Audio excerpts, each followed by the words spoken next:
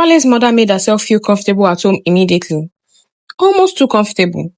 By lunchtime, she had already rearranged half the kitchen. Apparently, spoons weren't where they were supposed to be. I had been organizing my own house incorrectly for years. Nothing I did was ever quite right. Every comment came wrapped in a smile. A sweet smile. A harmless smile. The kind of smile that would fool anyone who wasn't paying attention. She criticized my clothes. Said that now that I was pregnant, I should dress more modestly. Cover up. Be more careful.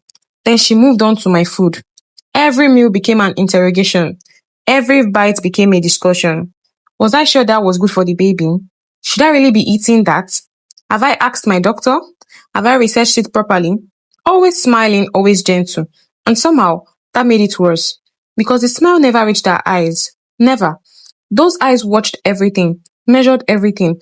And through it all, Olawale noticed absolutely nothing. If anything, he looked happier than ever. He loved seeing his mother in a home. Loved seeing us in the same room. That night, he smiled and said exactly what I had been dreading. See, I knew you two would be fine if you just spent time together. I wanted to scream. Instead, I smiled. Again.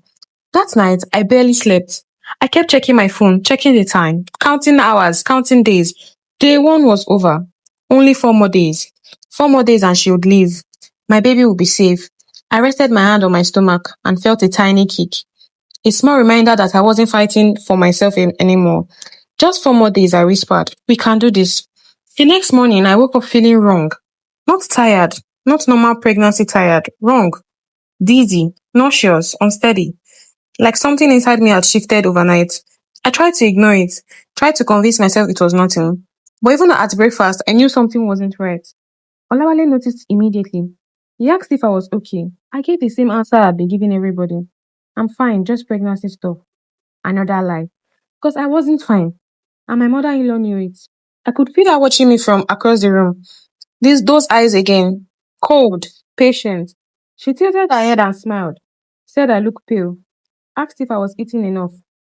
Asked if I should go and lie down while she took care of everything. Everything sounded perfect. Perfectly kind. But something about it made my skin crawl. I didn't want to leave. Didn't want to be alone. Didn't want to leave Olawale with her. But my head was pounding. The room was beginning to blow around the edges. So I stood and immediately regretted it. The entire room spun.